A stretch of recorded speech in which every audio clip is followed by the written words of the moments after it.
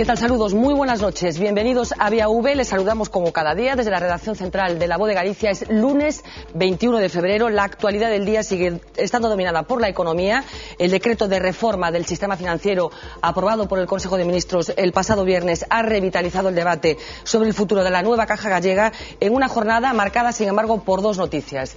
El anuncio por sorpresa de Esperanza Aguirre de que se retira temporalmente de la política para tratarse el cáncer de mama que padece y los graves disturbios que están teniendo lugar en Libia y que están aproximando al país al colapso. Son asuntos que vamos a comentar esta noche con Xaime Pita. Muy buenas noches. Hola, buenas noches. Francisco Espiñeira, muy buenas noches. Francisco López Barrio, muy buenas noches. Y Julia de la Montaña, muy buenas noches también. Muy buenas noches a todos. Pues sin duda el personaje del día ha sido involuntariamente Esperanza Aguirre. Esta mañana comparece ante los medios de comunicación, aprovechando una comparecencia que estaba prevista para comunicar a los españoles que padece un cáncer de mama y que tendrá que retirarse temporalmente de la vida política. Es un cáncer en fase 1, con lo cual se supone que en 15 días, como decía, podrá retomar su actividad. Hay que recordar que Esperanza Aguirre es la candidata del Partido Popular a la presidencia de la Comunidad de Madrid.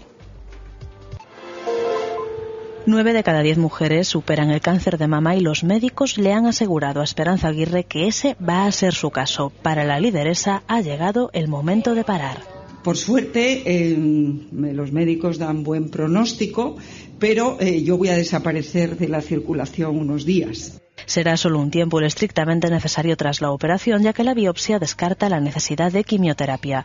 El cáncer no va a ser ni para Aguirre ni para el Partido Popular un motivo para replantearse la carrera electoral. Madrid es una de las comunidades que celebran elecciones autonómicas el 22 de mayo y Esperanza Aguirre parte como favorita. Definir a la presidenta es tan sencillo como difícil, porque Aguirre ha sabido en todos estos años de primera línea política manejar los tiempos, las palabras y las poses a su antojo y según su necesidad. Pero hay algo que está claro: nadie puede imaginarla sin Alberto Ruiz Gallardón, ni a él sin ella en la sombra. Enemigos íntimos, rivales irreconciliables que a la hora de la verdad saben distinguir la política de la vida en mayúsculas. Es una enfermedad que se cura y tendremos con nosotros Esperanza trabajando, y estoy absolutamente convencido de que completamente recuperada, y tiene todo el afecto y todo el cariño de todos sus compañeros de partido. Nadie sabe cuándo tiene previsto operarse Esperanza Aguirre ni cuándo volverá a la vida pública. Lo que está claro es que cuando lo haga será más Esperanza y más lideresa que nunca. Bueno, finalmente parece que esa intervención se producirá en las próximas horas. Me apuntaba Frank que se está diciendo que mañana mismo en un hospital público parece ser que es el que ha elegido, y como decían, en uno de los que tiene una de las unidades más avanzadas de toda España. Por desgracia, muchos de nosotros nos ha tocado padecer esa enfermedad de cerca y parece ser que efectivamente el pronóstico es más que favorable. Bueno, hay dos aspectos en la noticia que, como decía, irrumpía esta mañana en la actualidad. Esa noticia dada por Esperanza Aguirre, por una parte, es la forma de abordar ella misma el problema, diciendo, ponerse delante de las cámaras y decir: tengo cáncer de mama y va a suceder esto. Y bueno, por otra parte nos da pie para analizar un poco el perfil de Esperanza Aguirre, que es un perfil controvertido, cuando menos. Frank. Hombre, yo creo que es una de las grandes caras de la política española, sobre todo por lo que representa dentro del PP, ¿no? Más que dentro del PP madrileño, jaleada por la clave mediática que tiene, que la han utilizado como ariete claramente contra Mariano Rajoy, y un poco su intento de transformar el PP de las dos últimas derrotas al PP que tiene hoy en día por delante. Yo creo que al margen de la enfermedad, que es una auténtica desgracia, creo que para cualquiera, ¿no? Que eso, sobre todo, lo primero que hay que desearle es una pronta recuperación. Yo creo que políticamente ella tiene más que salvado su horizonte, porque tiene una mayoría confortable en Madrid y todo apunta que, con los tiros en los pies que se pega el PSOE, la falta de crecimiento que tiene UPyD, que no es capaz de llegar al listón del 5%, y con Izquierda Unida, que más o menos se va a conformar con recoger los restos del PSOE o con muy pequeñas variaciones, pues básicamente todo apunta que no tiene un problema político por delante, ¿no? Lo que sí que es cierto es que esto, desde el punto de vista de la imagen, pues va a contribuir a reblandecer esa imagen de dama de hierro que tiene y que a ella le gusta también exportar, y en ese sentido yo creo que también va a ser una oportunidad para ella para que se replantee muchas cosas de su propia vida, ¿no? Sí, imagen que se replanteó incluso hoy, porque a pesar de que dio esa noticia con cierta capacidad de mantener las formas, sí que se notó la voz un poco quebrada. Julia. Bueno, yo creo que yo le vi la intervención que hizo y me pareció que hizo una intervención muy en positivo, ¿no? Porque, bueno, no solo afrontar la enfermedad, ¿no? Hombre, siempre, como se dice, la procesión va por dentro, pero se la veía manera calmada y sobre todo ese discurso positivo de que hacía a la población, sobre todo a las mujeres en este caso, sobre la prevención de la enfermedad. También hizo mención a algo muy importante, es al bajo porcentaje de riesgo de mortalidad que hoy tiene el cáncer de mama cuando es cogido a tiempo, ¿no? El detalle de operarse en un centro público, yo creo que hoy tenemos una de las mejores sanidades, ¿no? Pero siempre parece que cuando tenemos un problema buscamos a dónde podemos ir y parece que hasta fuera de España, ¿no? El que una mujer diga que ella afronta su enfermedad... En el caso de Esperanza, que a lo mejor nos hubiera entendido un viaje a Houston, por ejemplo, pero supongo, podía, ¿no? por lo menos, no decirlo, ¿no? Pero yo creo que hizo un mensaje muy en positivo, ¿no? Y creo que además hay que recalcar que hoy en día cáncer no es sinónimo de muerte, ¿no? Entonces yo creo que le deseamos, yo creo que todo el mundo, una pronta recuperación, pero yo me gustaría resaltar ese anuncio en positivo y esa esperanza que dio y esos consejos a la población, que yo creo que son muy de valorar, ¿eh? Bueno, enseguida escuchamos a Paco y a Xaime, pero como decíamos, bueno, gente de todo el arco parlamentario, de todas las ideologías, opinaron hoy sobre el gesto de Esperanza Aguirre, de ese anuncio público, como decíamos, que tenía lugar esta mañana. Vamos a escuchar algunos de esos comentarios. Ya saben ustedes, ha hecho público esta mañana una situación particular y personal y sabemos que es una situación complicada, pero que es una situación de la que, esperamos todo lo mejor, como sabemos que así va a pasar.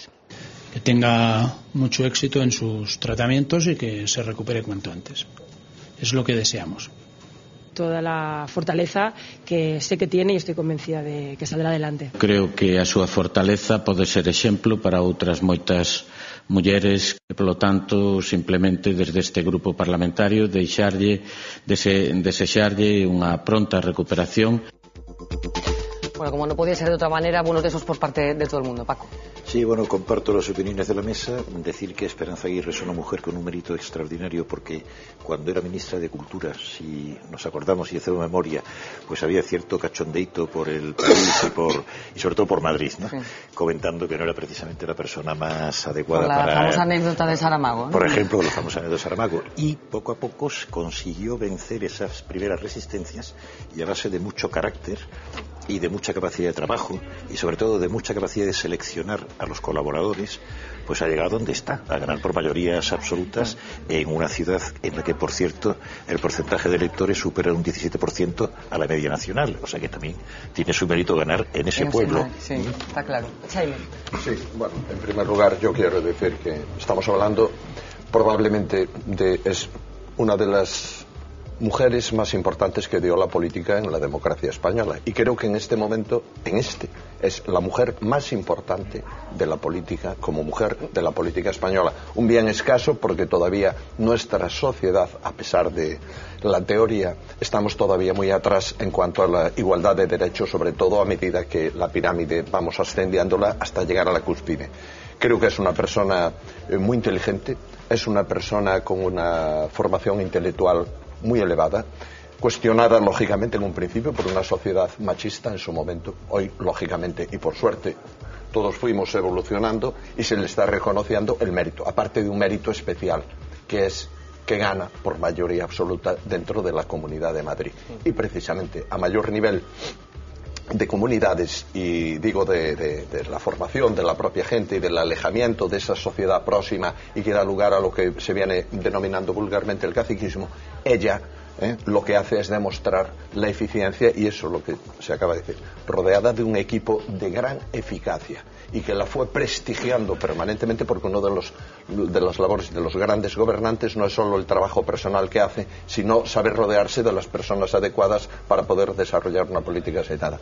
Lamento mucho lo que le está pasando, lógicamente, ojalá que sea todo lo transitorio que tiene o que debería de ser por el bien de ella y de todos y que pueda participar pues con la energía y con la capacidad que tiene en ese proceso electoral. Bueno, un poco da evidencia de que parece que la situación y el pronóstico es muy bueno, que ni siquiera va a recibir quimioterapia. Se están resaltando un poco todas las virtudes de Esperanza Aguirre, pero yo creo que también ha sido un hueso de roer para mucha gente, ¿no? Parece que no creo que Mariano Rajoy estuviera muerta y gracias a Dios. Claro, es un personaje poliédrico, ¿no? Con luces y sombras, como todos, supongo, ¿no, Frank? Yo creo que yo estaba oyendo a Xaime y sinceramente no sabía de quién estaba hablando, porque yo, y a Paco pues poco más o menos lo mismo, ¿no? Porque yo particularmente, yo que pertenezco a lo mejor a otra generación diferente, pues para mí decir que es una señora con una muy inteligente y con una gran formación y tal, yo cuando las grandes declaraciones de esta señora, ya no entro en sus declaraciones como ministra de Cultura, donde el famoso caiga quien caiga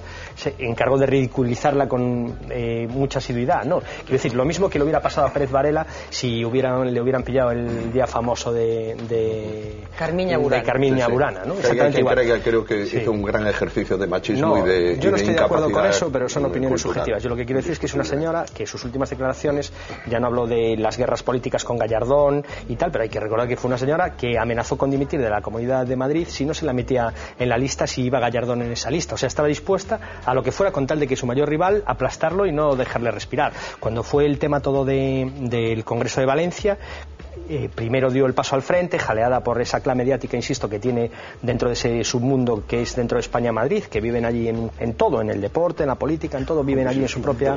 Sí, es un submundo. Desde provincias tenemos esa impresión.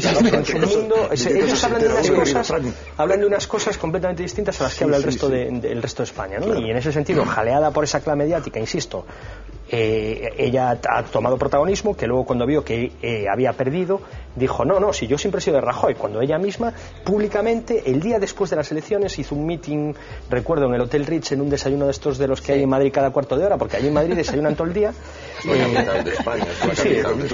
Están desayunando todo el día. Es una cosa donde más desayunos informativos hay por segundo. Por metro cuadrado. Por segundo, no, es una cosa... Aquí en La Coruña hay una frase muy famosa que a las 8 o das una conferencia o te la dan, allí es o vas a un desayuno o lo sirves, una de dos, no hay más, ¿no? Pero quería decir eso, y ese mismo día, el día siguiente de las elecciones, fue el día del famoso aquel No me resigno, donde hizo una elegía, donde poco menos que postulándose ella como la heredera, la Margaret Thatcher del PP español, ¿no? Quiero decir, o sea, ella es una señora muy particular, en una comunidad con un profundo endeudamiento, con un caro castigo de los servicios públicos. Endeudamientos del ayuntamiento, más que de la comunidad. No, y de la comunidad también. La situación grave era del ayuntamiento. Sí, pero en cualquier caso, con unas políticas que acabó provocando ciertas adhesiones, precisamente a lo mejor por ejercer un poco a lo mejor de verso libre dentro de una unidad más compacta dentro del PP. Yo no sé qué clase de poema están haciendo, porque versos libres son todos. Gallardón es un verso libre, Cospedal con su situación personal es otro verso libre, Camps es otro verso libre. No, pero bueno, yo creo que ese es un soneto entero, ¿no? Pero quisiera decir algo. Sí, que vas a defender a Madrid, ¿no? No, en absoluto. Yo no soy de Madrid, yo soy andaluz y de padres gallegos, o sea que no tengo mucho que ver con Madrid. Pero he vivido en Madrid 30 y tantos años como periodista, ¿no? Y lo de su mundo, no sé si te refieres a Raúl del Pozo, que no sé si lo conoces. Sí, le conozco, trabajé con él en el Diario 16. Entonces ya te entiendo perfectamente. Me refiero a submundo en el sentido de que ellos hablan de un mundo paralelo No, esa sensación la puedes tener igual en cualquier ciudad. Quiero decir que tú llegas a Logroño y la gente de Logroño habla de Logroño, que para los demás es una cosa misteriosísima, si no manejan las claves, ¿no? O sea, no creo que sea tan dramático, ¿no? En cuanto a Esperanza Aguirre, que has dicho que yo he dicho que era muy culto y muy inteligente. Yo lo he dicho Jaime. Entonces vale, no Paco. Jaime y Paco han dicho. Yo lo que he dicho es recordar precisamente algunas de las bromas que circulaban y no he tenido que entrar en más detalles. Porque ahora bien, eso no obsta para que personas que hemos estado en organizaciones y militancias muy a la izquierda de Esperanza Aguirre, pues reconozcamos que es una mujer de raza política potente, con una capacidad de enfrentarse a las cosas tremenda. Eso es así. Bueno, sin duda estaremos pendientes del estado de salud de Esperanza Aguirre. Como decíamos, todo indica que no va a tener más que un contratiempo, un desagradable contratiempo que podrá superar en pocas semanas. Hablábamos de cajas, lo planteábamos al principio. La semana pasada, como decíamos, el jueves adquiríamos un compromiso con todos ustedes, que se trataba de analizar ese decreto de reforma del sistema financiero que aprobaba el Consejo de Ministros, como decía, el pasado viernes. Inicialmente saltaron todas las alarmas aquí en Galicia, pero en cuanto se supo, se conoció la letra pequeña de ese decreto publicado en el Boletín Oficial del Estado, se ha abierto una puerta para la esperanza. La clave es la denominada financiación mayorista. No todo está perdido y la esperanza reside en la letra pequeña del BOE. Tras la publicación del decreto de recapitalización del sector financiero español, la Caja Gallega respiró aliviada. Y es que Nova Caixa Galicia aún se puede mantener como se la conoce hasta ahora. La clave está, una vez más, en un concepto económico, la financiación mayorista. El Gobierno establece que a las entidades que tengan menos del 20% de este tipo de dependencia se les rebajará 2 puntos la exigencia de capital. Buenas noticias para la Caja Gallega, ya que con sus depósitos cubre el 90% de los créditos y solo el 10% es mayorista. Sin embargo, todavía hay una duda en el aire. El Banco de España no ha especificado si el dinero que las cajas piden al Banco Central Europeo entrará o no en el cómputo de la dependencia mayorista. En el caso de que no entre, la Caja Gallega cumpliría este requisito y solo tendría que presentar un 8% de core capital y no un 10% como estaba previsto anteriormente. En todo caso, el paso decisivo se conocerá el 10 de marzo, fecha en la que el Banco de España detallará con exactitud la situación de capital en que se encuentran las entidades españolas. Bueno, esperanzas, como decía, después de analizar la letra pequeña de ese decreto publicado en el Boletín Oficial del Estado, aunque la decisión definitiva no la sabremos hasta el 10 de marzo. Yo creo que ya estamos todos deseando, Fran, que toda esta película ponga bien y que el bien sea un final feliz. Sí, hombre, yo creo que básicamente lo que teníamos todos la incertidumbre la semana pasada era de saber cuáles iban a ser las reglas del juego, ¿no? Tampoco quiere decir que lo que hayamos visto esta semana en el BOE vayan a ser las reglas del juego definitivo, porque igual mañana Elena Salgado se levanta con otro chispazo de iluminación divina y encuentra otra solución completamente diferente. Lo que pasa es que sí que es cierto que se abre una puerta para el optimismo, aunque yo tengo que decir que cuando venía al programa venía oyendo en la radio a Mafu. Sí, a Mafu lo escucharemos a continuación. Y vamos, o sea, yo la sensación que he tenido es que él sigue R con que... el problema son las cajas. Claro, el problema son las cajas y los políticos. Y luego resulta que todas las cajas que se han hecho siguen teniendo en todos los consejos de administración a todos los políticos. Entonces, yo no entiendo nada. O sea, es otra contradicción de estas que tienen también desde Madrid, curiosamente. pero hay una situación que sigue siendo contradictoria, ¿no? Yo a día de hoy sigo sin saber cuánto dinero va a necesitar de verdad la Nova Caixa Galicia para poder seguir por libre, y si finalmente, si lo consigue, si va a tener todas las garantías para poder seguir, o le van a volver a cambiar otra vez las reglas del juego 15 minutos antes de que acabe el plazo para obligarla a fusionarse o a disolverse o a lo que sea. Julia. Bueno, yo creo que un poco todos estamos deseando, yo creo que los ciudadanos, sobre todo de a pie, que se acabe un capítulo más de este tema de las cajas, ¿no? Estuvimos durante mucho tiempo discutiendo si sí o no a la fusión. Por fin conseguimos tener una Caixa fusionada y ahora parece ser que el peligro es que si se convierten en bancos y se convierten en fundaciones, etcétera, etcétera. Yo creo que un poco los ciudadanos estamos hartos, ¿no? Y yo creo que les exigimos también un poco de responsabilidad a las cajas. Parece que ahora pues hay que salvar a unas cajas que nos han hecho grandes beneficios, ¿no? Yo creo que son corresponsables del endeudamiento de las familias, es decir, rebajaron muchísimo los niveles de exigencia para conceder los créditos y nos han metido a muchas familias a un nivel de endeudamiento increíble. Por otra parte, son las mismas cajas las que tienen hoy unos suelos en las hipotecas de un 3%, cuando están a lo mejor, o podríamos rebajar al 1%. Con una denuncia colectiva en ciernes. Es decir, yo el otro día en Orense salía una manifestación en un pueblo con una pancarta que a mí me quedó grabada que dice: nos da igual banco o caixa, lo que queremos es el servicio. Y yo creo que es un poco esta guerra de la fusión, de si las cajas sí, si bancos o no. Yo creo que al ciudadano de a pie un poco nos quedamos un poco al margen. Lo que nos interesa, yo creo que en el fondo, es tener unos servicios que nuestro dinero nos dé la mayor rentabilidad, que nos cobren lo menos posible, pero no hacerlas las salvadoras. Es decir, yo voy a tener más beneficios porque sea una fundación o porque sea una caixa.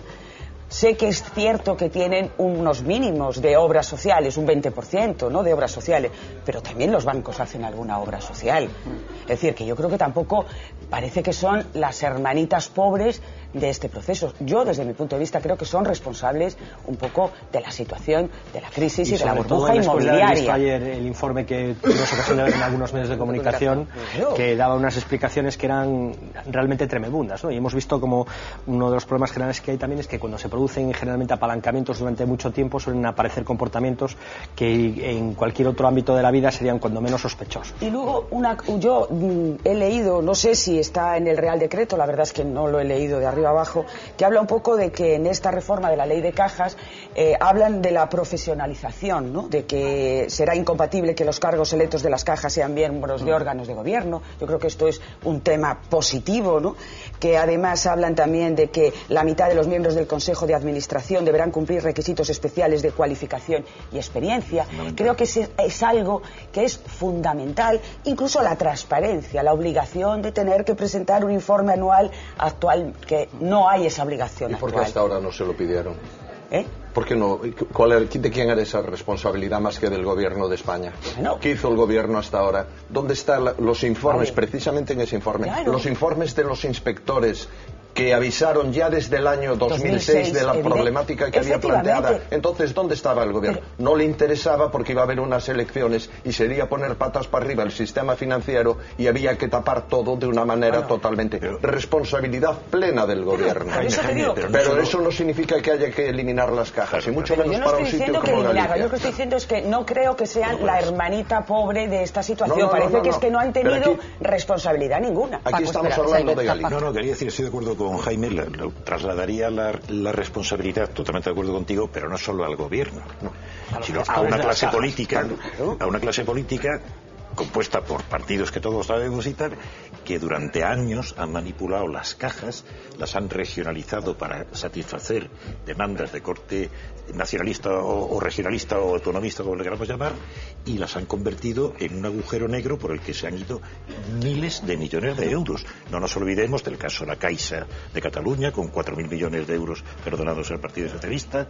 No nos olvidemos de todos los pufos de las cajas andaluzas, con ya perdonándole créditos. Hombre, los pecados de las cajas son largos y graves. No hay que contarlos. Entonces, ¿qué ha pasado? Lo que hablábamos el otro día, ¿qué ha pasado? Bueno, al final vamos a cargar uno de los pocos instrumentos que servían de freno de la banca, freno todo entre comillas, ya sabemos, y al final termina todo en manos de 5, coño. Es que el otro día estaba leyendo que en España seguimos con 1.500 familias gobernando los altos intereses económicos del Estado y que tienen en sus manos el 82% de la riqueza nacional.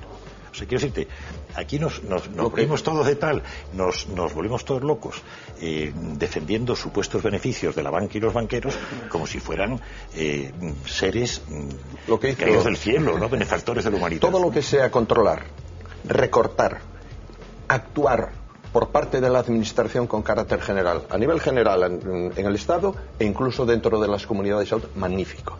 Y que en este momento crítico tenga que actuar, ya tenía que haber actuado. Ahora, eso, lo que no puede ser que aprovechando esa coyuntura, lo aprovechen para unos intereses larvados que están ahí, y yo me referiría incluso a ese informe que venía ayer, que se le ve claramente el plumero de por dónde va, favoreciendo de una forma descarada los intereses de determinadas altas finanzas, véase bancos, en detrimento de las cajas. Hombre, no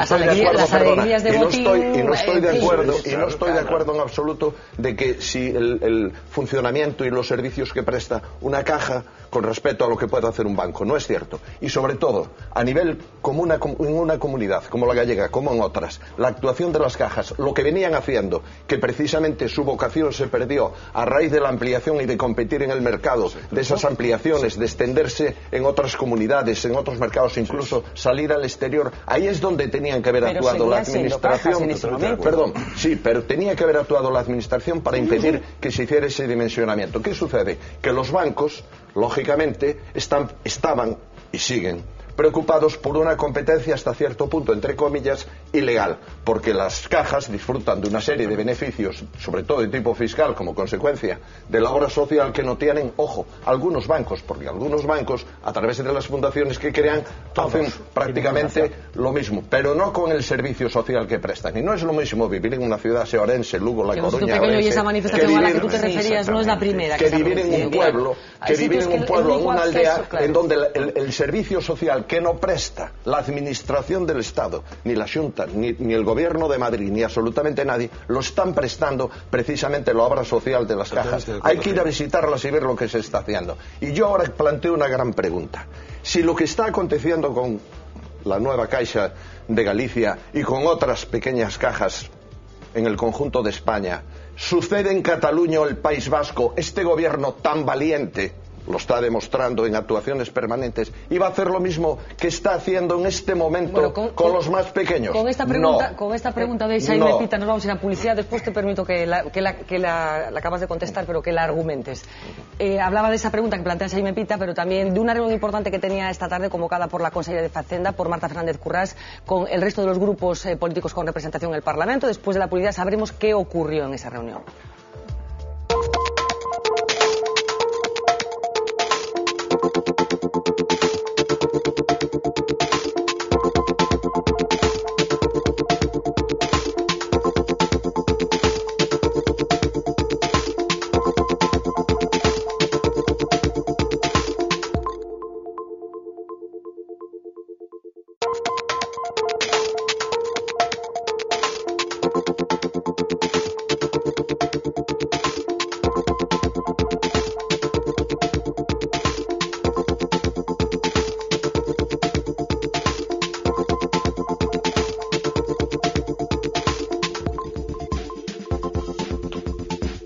Minutos sobre las 10 de la noche, continuamos en directo en Vía V. Hablábamos antes de la publicidad de esa reunión que tiene lugar esta tarde, convocada por la consellera de Facenda, por Marta Fernández Currás, y a la que asistieron representantes de los diferentes grupos políticos. Estuvo allí nuestra compañera Viviana Villaverde siguiendo todo lo que sucedió, y esto es lo que nos cuenta de lo que allí pasó.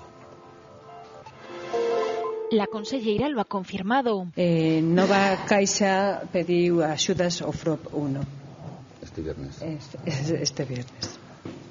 Un día antes de que el decreto del Gobierno entrase en vigor, Marta Fernández Currás asegura desconocer la cantidad que Nova Caixa Galicia solicita al FROB, aunque podría rondar los 700 millones.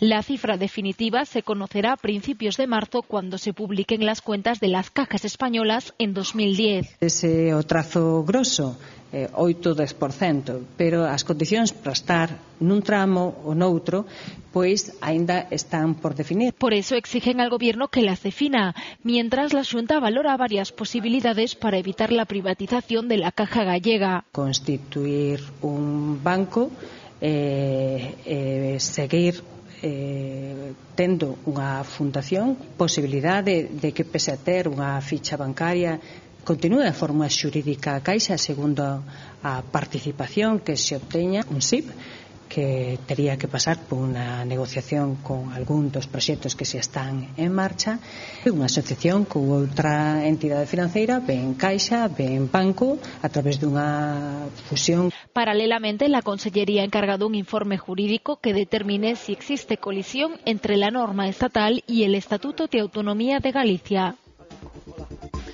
Bueno, son cosas, como decíamos, que sucedían esta misma tarde, y por lo que dice la consellería, todas las posibilidades siguen abiertas. Hemos sabido efectivamente que el pasado viernes desde Nova Caixa Galicia se pidió ayuda al FROB, no sabemos exactamente qué cantidad, pero como decíamos, se puede estar hablando de 700 millones de euros que Fran Espiñera muy oportunamente traducía a pesetas para que nos diéramos cuenta exactamente de la dimensión. No, es que hemos perdido un poco la noción del dinero con lo que estamos hablando, y estamos hablando de 120.000 millones de las antiguas pesetas, ¿no? Que a mí me parece un dinero considerable, porque son 700 millones más 1.162 que ya hemos pedido anteriormente, con lo cual estamos hablando de 1.862 millones, que son 310.000 millones de pesetas. Quiero decir, o sea, es una cantidad que, puesta así en bruto encima de la mesa, a mí me acongoja, ¿no? Es la misma cantidad, Fran, que se ha gastado el PSOE en los falsos seres en Andalucía. Por cierto. Yo prefiero ya no pensar en todas estas cosas, porque ya me pongo muy malo, ¿no? Que coincide. Sí. Cometer un delito. Lo que me preocupa de todo esto son tres cosas. La primera es que la consejera de Facenda diga que hemos pedido dinero al FROB y no sepa cuánto, porque finalmente todo ese dinero hay que reembolsarlo a un porcentaje de interés que es del 7,75%.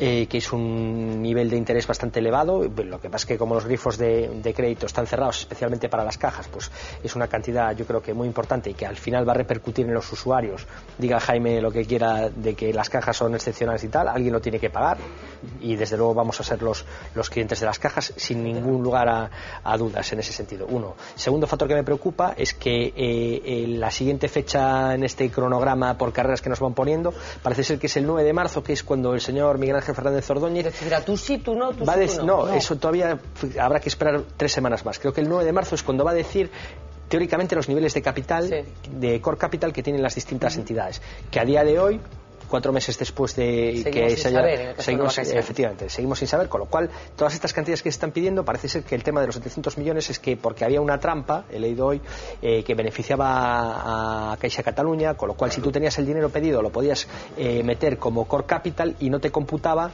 como si lo tuvieras que pedir de nuevo, pero tenías que haberlo pedido antes del decreto. Por eso creo que es la trampa legal. Y ahí enlazamos con la teoría de la conspiración catalana que defiende Xaime Pita. No es solo la conspiración catalana.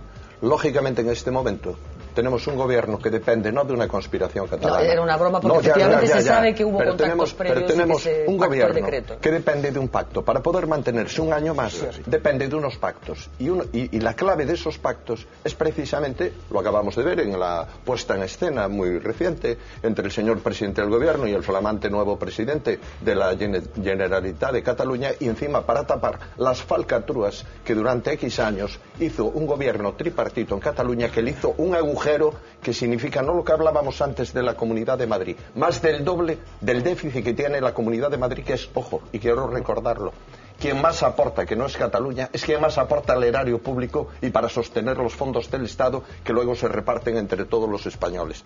Pero aparte de eso, no me refería exclusivamente a Cataluña, me refería a lo que es esa perita en dulce, que es colocarle las cajas al servicio de la bancarización, porque veremos si prospera como lo tienen planteado, que yo espero, soy optimista, quiero ser optimista y espero que no, por el bien de todos los gallegos, y espero que resistamos, inicia un trámite parlamentario, que resistamos y el que resiste gana, y que tenemos que plantarnos y que tenemos que enseñar los dientes y hacernos oír para saber que no nos pueden estar tomando el pelo todos los días, porque yo voy ahora a esa figura que parecía el hombre bueno en esta película, en el rol que le correspondía al señor Fernández Ordóñez, y está descubriendo ahora las cartas que tuvo ocultas durante mucho tiempo, que ojo, se las enseñó dentro de la partida, se las enseñó a unos y se las ocultó a otros. Porque qué curioso que la Caixa catalana, al día siguiente del planteamiento que apareció en público, que no quiere decir que algunos no tuvieran información privilegiada, yo sospecho,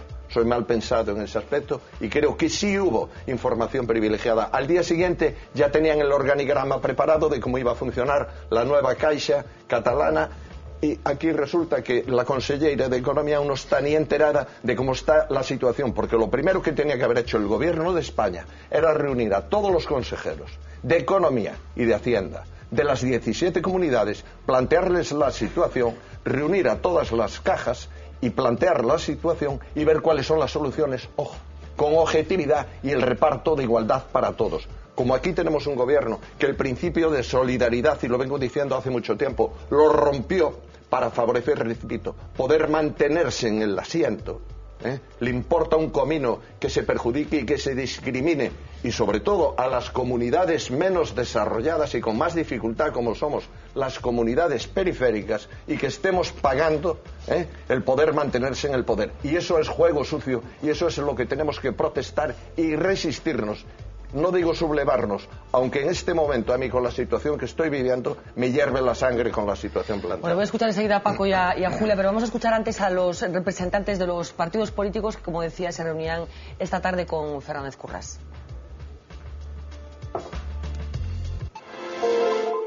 Se non se puido negociar antes, haberá que negociar agora, e a forma de negociar será convocar a comisión bilateral, será impugnar o decreto lei ante o Tribunal Constitucional e desa forma forzar unha negociación. Dentro dese marco do decreto terán tanto Nova Caixa Galicia como o Goberno galego o apoio do grupo para manter unha institución que, por suposto, sexa financeiramente solvente, que sexa capaz de financiarse con facilidade para trasladar os créditos ás familias e ás empresas. O Goberno de Galicia tuvo importantes reunións de contido co que era a CECA, co que era o Banco de España e co que era tamén a Caixa Galega, non? O único pois que parece que toma as decisións sin contar ni máis ni menos co resto de administracións, pois é o Goberno do señor Zapatero, pero a iso xa nos ten acostumbrados. Bueno, como decíamos, declaraciones de los partidos, de los portavoces de los partidos políticos representados en esa reunión. Paco. Sí, bueno, yo estoy muy de acuerdo, por lo menos en las líneas básicas, con lo que acaba de hacer nuestro contertulio Jaime Pita, ¿no?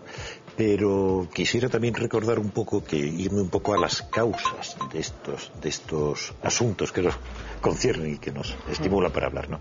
Que es que realmente vivimos un tremendo desvío en el Estado autonómico. Es decir, el Estado de las autonomías, que se basaba en una utopía idealista, heredera del federalismo de principios de siglo socialista y comunista, pues resulta que está derivando en un conflicto permanente de intereses mal llevados, muy condicionados por las ambiciones políticas de carácter local, y nos han llevado, yo tengo que decirlo aunque me corran a palos, nos están llevando a situaciones como las que comenta Jaime, es decir, que gobiernos de la nación española, pues para mantenerse en el poder y para hacer lo que consideran conveniente y seguir pisando moqueta y seguir tal, pues tienen que llegar a pactos que traicionan claramente los intereses de conjunto de la nación.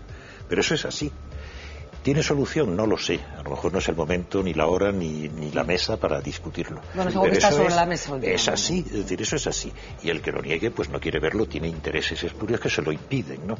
El caso de Cataluña, efectivamente, es la niña mimada del gobierno del señor Zapatero, pero quiero recordar también que, por ejemplo, la reforma del Estatuto de Cataluña, que es una reforma que ataca directamente la línea de flotación de la solidaridad interregional española, la votaron partidos como el Bloque Nacionalista Gallego, por ejemplo.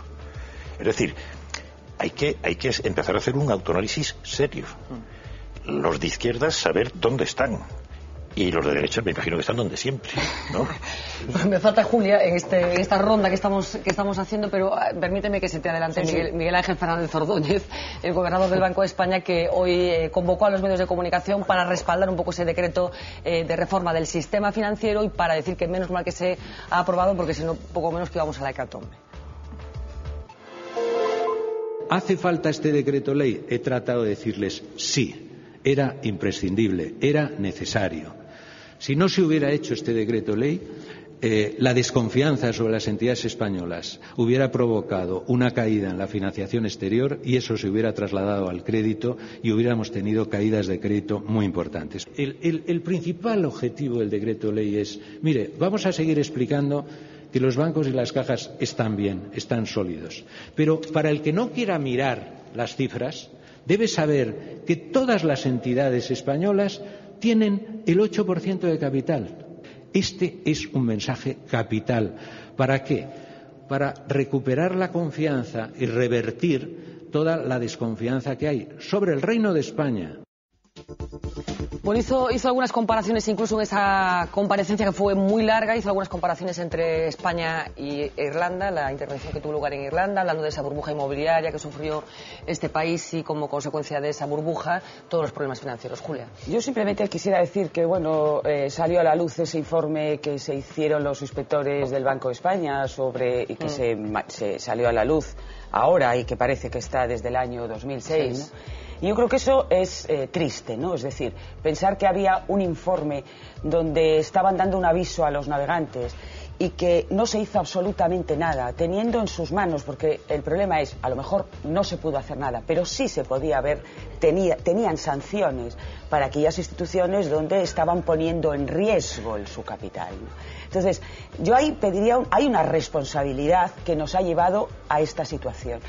Segundo, también me llama la atención que en ese informe no fueran capaces de detectar algo, o si lo fueron, no lo plasmaron, que podía estallar la burbuja inmobiliaria, ¿no? Es decir, aquello parece ser que no se mencionó y que incluso después, cuando entró Ordóñez, pues vino a decir que, bueno, que aquello no estallaba, sino que estábamos en una situación un poco a riesgo, ¿no? Por tanto, sí es cierto que hay que tener una tendencia a culpar a los de antes. Sí, o sea, efectivamente, aquí nadie... En el caso del FMI pasó lo mismo, la culpa fue de rato. Nadie quiso ponerle el cascabel al gato, ¿no? Y evidentemente yo estoy totalmente de acuerdo en lo que un partido que para mantenerse en el poder tiene que estar buscando apoyos, los apoyos se pagan. Claro. Y evidentemente es así de triste. Cuando tienes que pagar los apoyos siempre vas a la parte, al eslabón más débil de la cadena. Y nosotros estamos en esa postura, en esa posición. Yo también le pediría y ya termino, una responsabilidad a nuestros políticos gallegos, que me gustaría que cuando apoyan en Galicia algo, cuando llegue el momento de votar en Madrid, sigan defendiendo la misma postura, porque ahí me demostraría que en realidad son honestos y que siguen luchando por Galicia. Xaime, un apunte solo para dar paso a otro tema. Sí, no, pero estabas hablando de apoyos. El problema más grave cuando hay apoyos, porque los apoyos, cuando un gobierno está en minoría, lógicamente tiene que buscar apoyos. Así es el sistema democrático. Por lo menos aquí, que no hay el sistema mayoritario, por ejemplo, que tienen los británicos, que es mucho más perfecto, u otros, que tienen segundas vueltas para que siempre haya una mayoría absoluta y no haya que depender de pactos. Pero cuando es así, lo más grave de todo es que tengas que recurrir a los apoyos territoriales, porque con eso se rompe el principio de solidaridad interterritorial, que es el hecho más grave que aconteció en los últimos años en España. Y yo, con lo que decía el señor Fernández Ordóñez, que no lo comparto en absoluto, sí comparto cuando el señor Solbes dimitió y dijo tendría que haberme ido mucho antes, porque claro, quien tenía el informe de los inspectores de Hacienda, quien tenía el informe donde sí se hablaba de la burbuja inmobiliaria, porque yo me lo leí, y habla perfectamente de eso, el señor Solbes seguramente que tendría que haberse ido antes, pero el señor Fernández Ordóñez lo que tendría que decir es si con todas estas medidas, reforma laboral, etcétera, esta es otra más. Si esta es la que va a paliar el problema que tenemos 45 millones de españoles, que son 5 millones de parados, que es el problema, porque aquí estamos haciendo una divergencia permanente del problema principal. Tenemos un gobierno que está actuando desesperadamente para no solucionar los problemas graves que tiene este país, y anda dando vueltas, y donde aquí, vuelvo a repetir, para mí, que conozco y estoy muy chamuscado de estas cuestiones, porque viví muchas ya, sobre todo en esta etapa democrática que fue la que me tocó vivir y participar incluso activamente, me huele muy mal lo que está pasando con las cajas. Una cuestión es que haya que intervenir, una cuestión es que haya que recortar sueldos, una cuestión es que haya que redimensionarla, otra cuestión es que haya que regionalizarlas, pero hacerlas desaparecer para favorecer a otros grandes capitales me huele a chamusquina, y además, como ciudadano y sobre todo en lo que afecta a Galicia, me opongo rotundísimamente. Bueno, estaremos pendientísimos de lo que suceda con las cajas, porque como decía Fran, ya tenemos una nueva fecha en este cronograma que hemos ido estableciendo. Ya me perdí hace unos años. Yo no sé cuánto llevamos. ¿Cuándo empezó esto? ¿Cuándo empezó? Lo que me gustaría saber, de verdad, es cuándo va a decir una verdad el señor Fernández Ordóñez. De verdad. O sea, no, a lo mejor la dice con carácter retroactivo. Sí, ¿no? Es lo único que pido. Yo estoy deseando que se jubile para que Planeta le pague el pastizal que le paga a todos los que se jubilan, y cuente de verdad sus memorias y saber de verdad qué es lo que está pasando. Bueno, en Galicia la campaña electoral continúa viento en popa, aunque como decíamos todavía restan 3 meses para las elecciones municipales. La verdad es que parece mentira por la intensidad del rifirrafe que ya mantienen de forma abierta, sobre todo Partido Popular y Partido Socialista. Hoy le tocó comparecer a Pablo García. La semana pasada escuchábamos acusaciones veladas de narcotráfico relacionadas con el presidente de la Xunta, y hoy escuchamos acusaciones de neonazismo. Tiene algo que ver con la famosa trama agraria. Recordarán que fue un asunto que destapó el Partido Popular hace unos cuantos meses para tratar de denunciar una supuesta financiación ilegal del Partido Socialista. La cosa se ha vuelto contra el Partido Popular y mañana serán altos cargos de la Xunta los que tengan que declarar en el juzgado. Las elecciones municipales aún se pueden considerar lejanas, pero la carrera hacia las urnas ya es imparable, con una campaña que apunta a polémica por día. Primero la casa de Pachi Vázquez, después el líder de los socialistas vinculando a Feijóo con narcotráfico, y ahora 8 meses después vuelve la trama agraria con declaraciones de tono tan elevado como las de entonces, en esta ocasión para acusar al Partido Popular de utilizar a la Xunta como aparato del partido. E que non ten ningún tipo de escrúpulos para, vulnerando a legalidade total, convertir a administración autonómica, que é de todos os galegos, repito, nunha brigada central o máis estilo neonazi. El portavoz del PP acusaba entonces al PSDG de tejer una red de financiación ilegal durante el bipartito, apoyándose en organizaciones afines como Uniones Agrarias. Por eso apuntaban hacia Pablo García, antiguo dirigente del sindicato, pero también hacia Ricardo Varela. A día de hoy, para los populares, siguen existiendo indicios de irregularidad.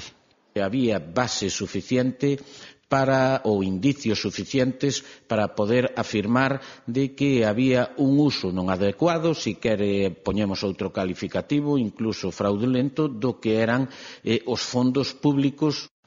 Además de querellas por difamación, el caso llegó a los juzgados al denunciar Uniones Agrarias un supuesto delito de prevaricación administrativa por desvío de poder, todo por la inspección sorpresa de 13 sedes del sindicato. 2 cargos de la Xunta deberán explicar esta actuación ante el juzgado.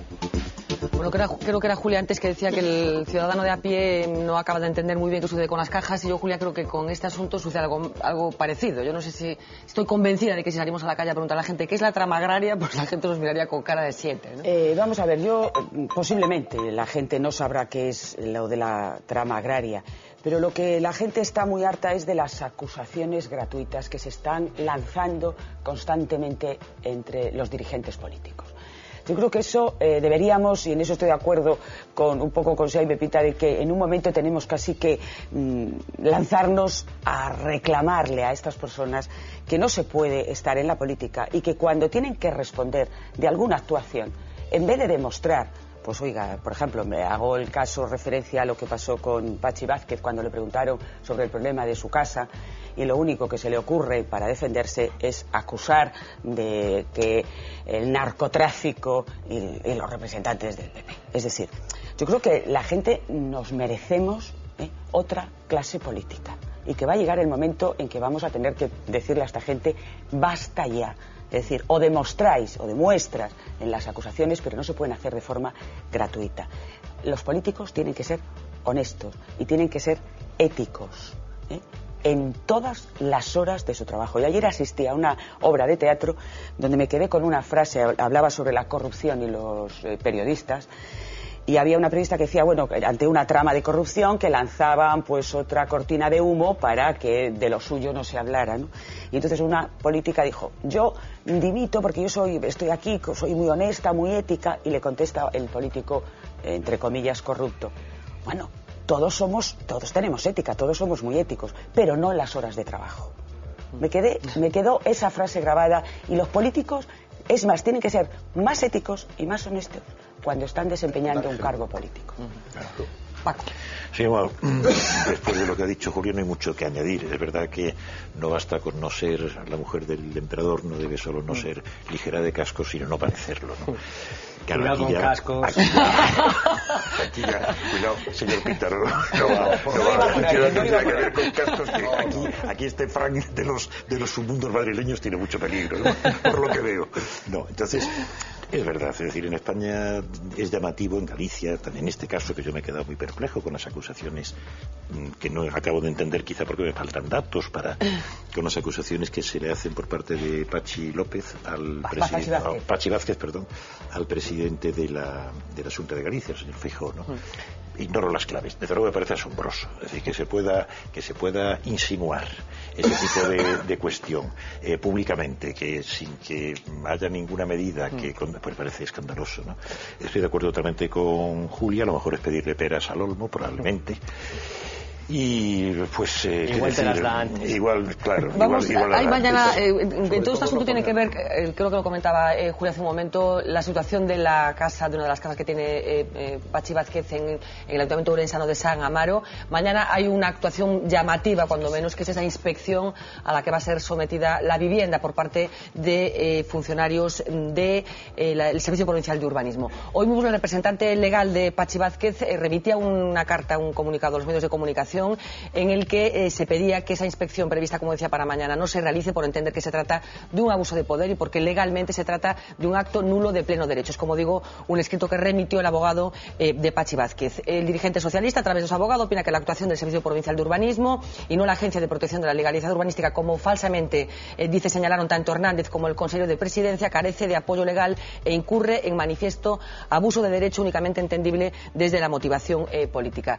Finalmente, destacar que en este asunto Pachi Vázquez asegura que esta actuación revela el uso partidista y la instrumentalización de la Xunta por parte del Partido Popular. En cualquier caso, un acto llamativo que inspectores de urbanismo visiten mañana, como decía, esa vivienda de Pachi Vázquez en San Amaro. Pero yo supongo que el señor Vázquez, secretario general del Partido Socialista en Galicia, que no era necesario ni que tenga que recurrir, ni de que si es un acto ilegal o nulo de derecho.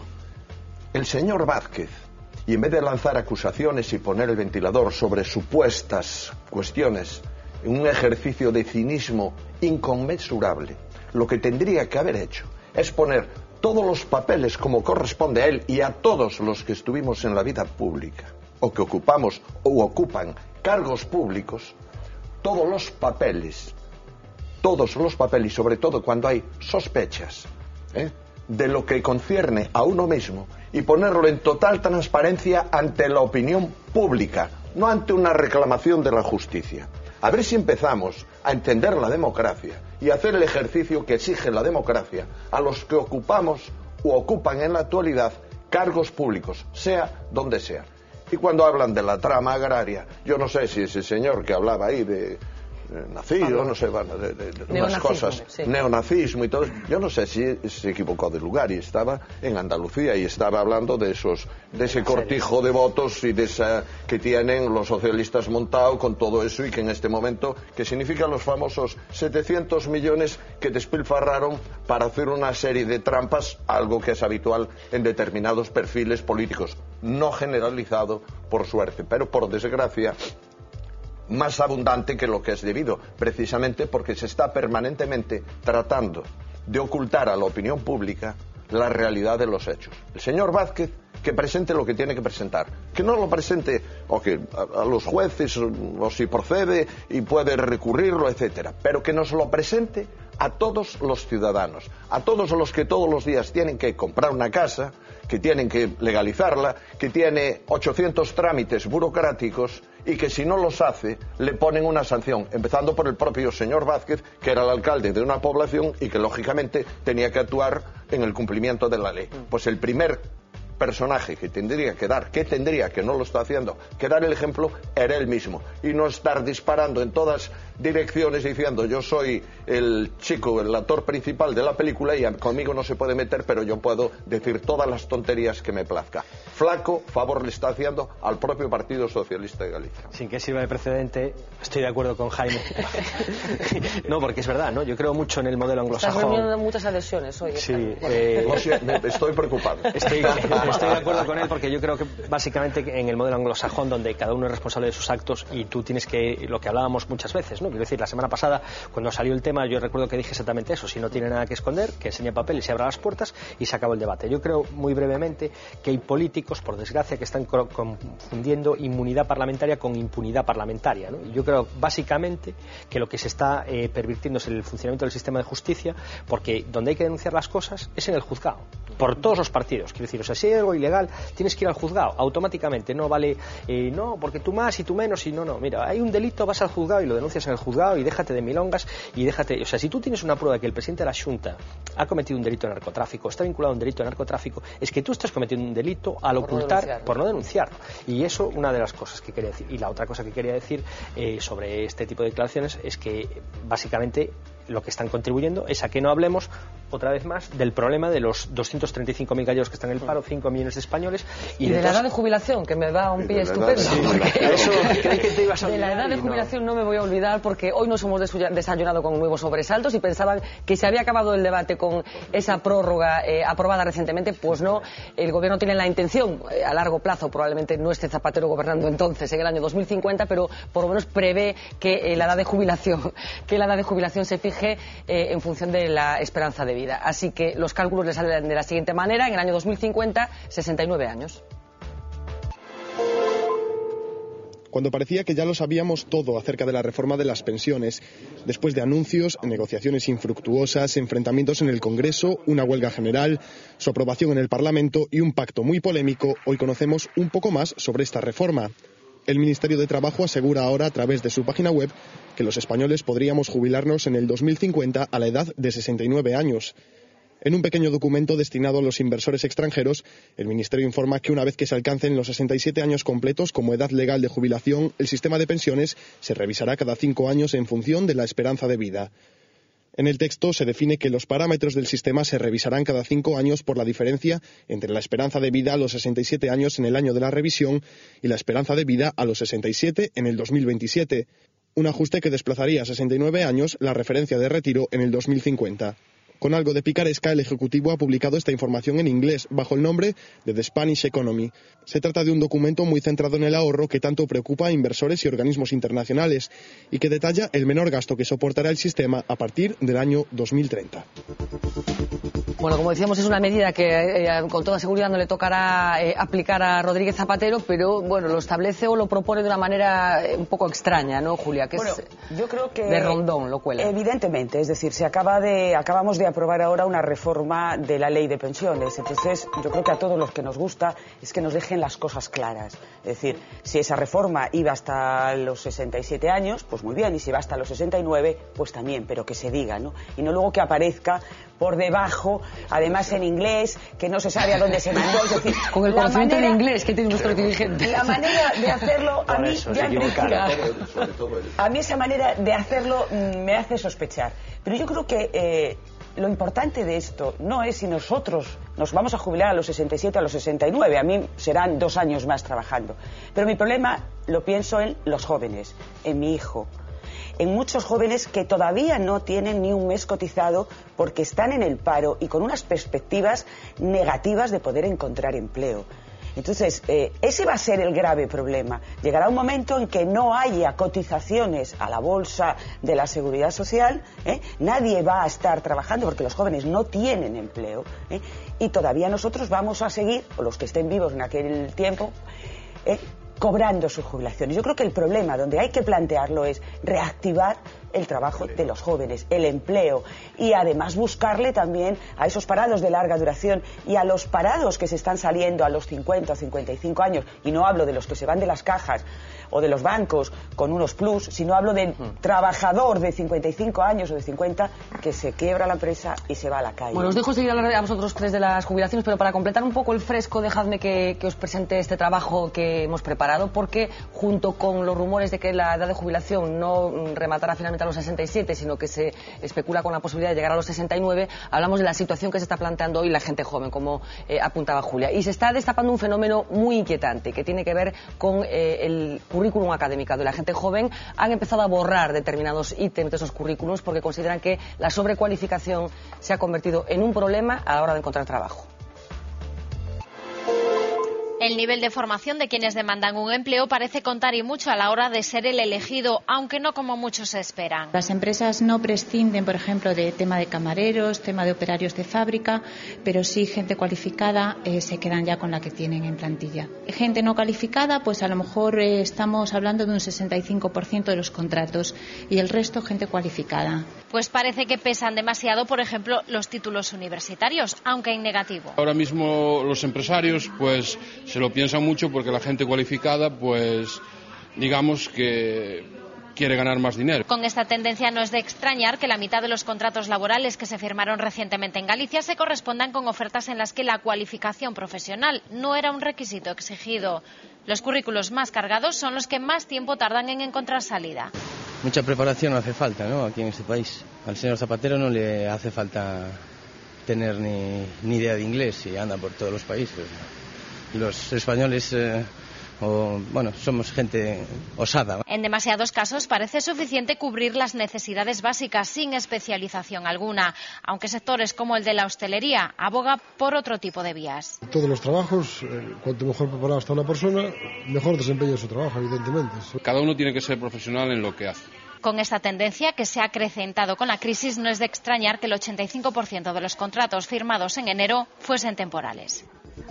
Bueno, a mí me hace una tendencia tristísima y complicado de comunicaros que tenemos la ocupación de educar a niños en estos momentos y comunicarlos que formarse que es algo que está muy bien y que enriquece y que da oportunidades. Paco. Sí, bueno, me parece realmente triste, ¿no?, cuando se procura por todos los medios y se ha luchado tanto en este país para conseguir unos niveles de educación en el sentido anglosajón de la palabra, de instrucción pública, que sería lo más correcto en español. Pues parece increíble que al final se tengan que ocultar los galardones de la trayectoria académica para poder encontrar trabajo. Claro que por otro lado quizás sea comprensible cuando encuentran trabajo de ministro personas que no tienen ningún tipo de formación, de ningún tipo de titulación, y que ahí están pues cobrando sueldos astronómicos y haciendo el payaso en cuanto a recepción se tal. Entonces estamos en un momento muy complicado. La verdad es que ser joven debe de ser, aparte de divertido desde el punto de vista biológico, debe de ser preocupante a ratos, porque el horizonte se presenta muy oscuro. Estamos con el tema de las pensiones también, es decir, en conjunto el diagnóstico podría ser de ya tenemos los primeros síntomas del fracaso global de un sistema que va a haber que apuntalar no sé cómo y cuyos resultados futuros son muy discutibles. A mí me sorprende justo este dato cuando hace apenas 15 días estamos hablando del informe que desvelaba que España tenía el mayor índice de fracaso escolar de toda Europa, ¿no? Que estamos por un lado acumulando pues expedientes fracasados y por otro nuestros cerebros más brillantes pues tienen dos caminos: o falsificar su currículum para poder optar a un sueldo con suerte de mileurista, con mucha suerte, o tienen que coger la maleta y fugarse a Alemania o a donde le den una oportunidad de poder trabajar. Y perdiendo el capital humano, pues es una muy mala noticia para cualquier país y más para uno como Galicia, que está tan sumamente envejecido, ¿no? Entonces, en ese sentido, yo creo que también hay que hacer un llamamiento. Hoy una de las fotos del día de mañana yo creo que va a ser la de los 17 grandes empresarios ofreciéndose a solucionar los males de España. Yo creo que los males de España se empiezan a solucionar precisamente también a través de ofrecer condiciones de trabajo dignas y no intentar aprovecharse de situaciones como esta pues para obligar a administrativos a hacer trabajos de licenciados en ciencias económicas o empresariales, o viceversa, obligarles a ellos a cobrar sueldos de administrativo pues porque se ahorran unas perrillas para... Bueno, sobre a actitude da xente moza temos falado moito neste programa, incluso convocamos algunha mesa para saber como estaban levando este momento de crise que están padecendo dun xeito especial. Falamos tamén dun opúsculo, dunha obra que se ten convertido nun bestseller en Francia. Esa obra se chama Indignez-vous e afirma un home de máis de 90 anos que se chama Stefan Hessel. Esa obra vai estar nas librerías galegas no próximo mes de marzo gracias a Factoría K. Paz Castro, do Departamento de Comunicación de Calandraca, boas noites. Hola, moi boa noite. Bueno, cando, efectivamente, decía no mes de marzo, cando chegará ás librerías e en galego esa obra pola que estamos esperando todos? Ben, pois, como decías, nos primeiros días de marzo estamos ultimando a produción desta obra, deste opúsculo, que, bueno, pois... está traducido por Fernando Moreiras, un traductor profesional co que levamos tempo traballando na colección de narrativa de Factoría K. Ten como agasallo para os lectores un prólogo de Manolo Rivas que, bueno, pues está tamén rematando e bueno, pues traballando neses últimos detalles na capa que nos está preparando Mark Tiger e, bueno, pues tratando de facer unha obra, bueno, necesaria desde o punto de vista intelectual, da reflexión que compre neste momento e, como decía, atractiva estéticamente e interesante no punto de vista literario mesmo, non? Bueno, apuntas un pouco cales son as claves, pero por que decidistes traducir o galego esta obra e, en definitiva, publicala? Ben, Indignez-vous vaise publicar en 20 linguas de momento, porque está chegándose os 20 millóns, os 2 millóns de exemplares vendidos en Francia e bueno, pues vai ter unha proxección moi importante neses outros países nos que tamén vai sair editada. Dende logo, dende Calandra, que é Factoría K, non podíamos menos que contribuir, non, dende o noso compromiso cultural con Galicia e coa nosa lingua, a que tamén os lectores galegos puideran acceder a esta obra pues, na lingua de todos e todas. E de aí parte, en principio, a nosa contribución modesta, que tamén vai servir para abrir unha nova colección en Factoría K que se vai chamar Ágora, que, bueno, pues a partir desta estrella coa obra de Stefan Hessel, pues dará cabida a outras obras que contribúan, como decía ao comezo, a reflexionar e a poñer un pouco de debate, non? A abrir debate e a facer a xente pues participar da realidade social. Por último, Paz, nestes momentos de crise algo moi importante, canto vai costar a obra? Pois un precio moi asequible, o mesmo que a traducción en español, por exemplo, vai custar 5 euros. 5 euros. Moi ben, pois non é excusa o precio, desde logo, para averiguar en galego que o que conta Estefan Gesell, que, como decías, se ten convertido nun auténtico bestseller en Francia. Graciñas, Paz. Grazas a vos. Boa noite. Bueno, Estefan Gesell, lo hemos hablado aquí ya en este programa, entre otras cosas, habla de la necesidad de que la gente joven reaccione y que no digiera con la pasividad con la que lo está haciendo la crisis y los cambios sociales a los que están siendo vistos sometidos, ¿no? Indiscutiblemente. Vamos a ver, en Francia este libro pues acaba de ser un bestseller, seguramente que aquí también va a tener una divulgación amplia, pero hay una cuestión. Si este señor vio una realidad de lo que estaba aconteciendo en Francia, si viene a España, no escribiría ese libro. Imaginémonos lo que podría escribir. A las barricadas directamente. Porque yo creo que, claro, la realidad francesa, con toda la problemática que tiene, comparado con la francesa, la alemana, la italiana, la inglesa, la de los Países Bajos, es decir, nuestro ámbito territorial de la Unión Europea, comparado con la nuestra, y referido, y sobre todo a la juventud, que estamos hablando, ojo, no de un 20,5%, que ya es la cifra más escandalosa que puede haber de paro en cualquier país de Europa, el doble, más del doble que la media europea, el triple, por ejemplo, que en Alemania, por poner un ejemplo. Pero no es solo eso, es que en la juventud nosotros superamos la juventud es el 40%, más del 40% en paro, pero además sin perspectiva ninguna de futuro, salvo una que yo quiero aprovechar aquí porque lo vengo diciendo hace mucho tiempo.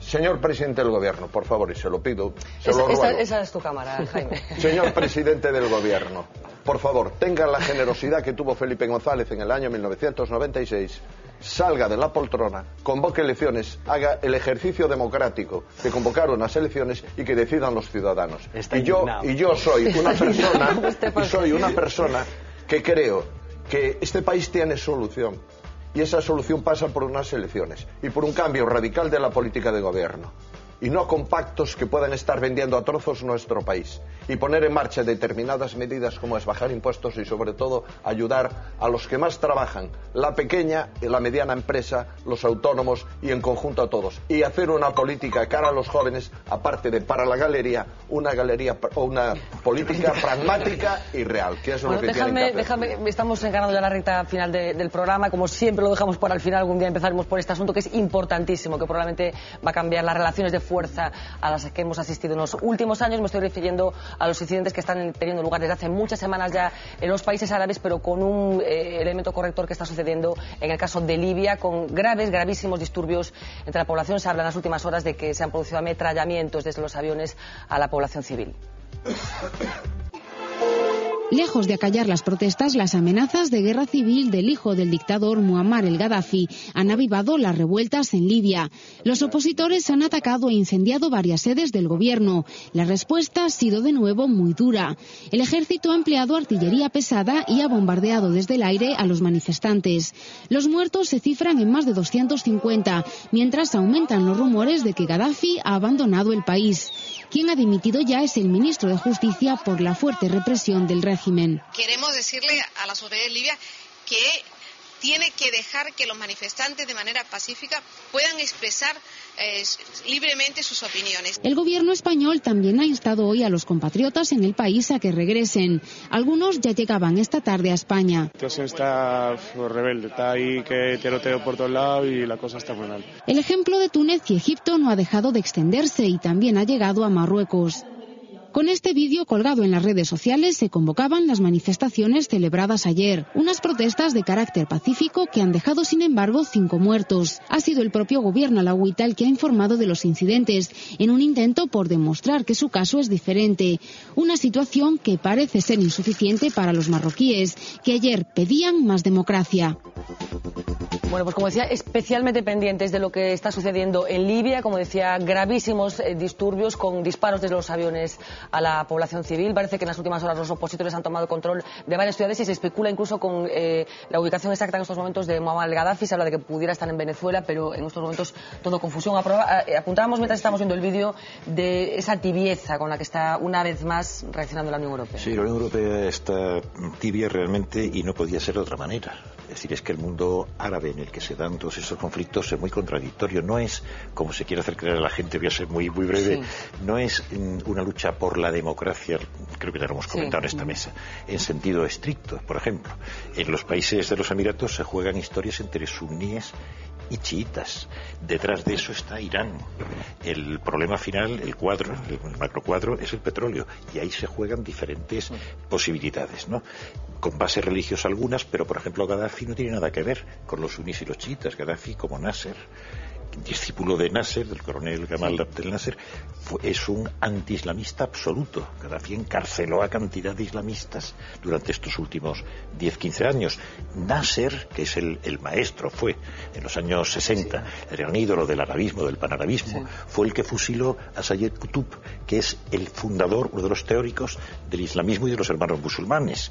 Es decir, que cuando aplicamos una lente, el mundo árabe, cuidado, intereses de fondo esos, intereses europeos y norteamericanos, petróleo, gas, el petróleo está disparado ya en las últimas horas, $105. Claro, ¿qué pasa? Cuidado con el corazón que tenemos todos. La situación de Libia, ¿qué puede desembocar? ¿Una guerra civil? ¿Una situación parecida a Líbano? Yéndose Gaddafi efectivamente de Libia, no creo que se haya ido todavía, tendrán que salir corriendo. El hijo, el sucesor, es un golferas multimillonario, etcétera, etcétera, y se da por concluido con la salida de Gaddafi, se da por concluida toda una etapa que empezó en el año 50 y tantos con Nasser. Etapa de la que Galicia formó parte también de una forma particular. Hace unos años, año 97, 98. El viaje de Fraga. 97, ahora lo recordaremos en el vídeo. Se produjo un viaje del entonces presidente Manuel Fraga Iribarne con un grupo de empresarios, incluido el recientemente fallecido Roberto Tojeiro, a este país. Entonces, bueno, la consideración que se tenía de Gaddafi por parte en concreto de la Xunta de Galicia era distinta. Vamos a ver a recordar un poco aquel viaje. La ola de revueltas en el mundo árabe ha salpicado también a Libia, un país peculiar no solo en su entorno, sino también en todo el mundo. El gobierno autoritario que preside Muammar el Gaddafi desde el golpe de Estado de 1969 se ha visto condicionado por el atentado de Lockerbie, el cual se relacionó directamente con el régimen libio. Un atentado que supuso la condena de la comunidad internacional y un bloqueo económico de más de 10 años al país norteafricano.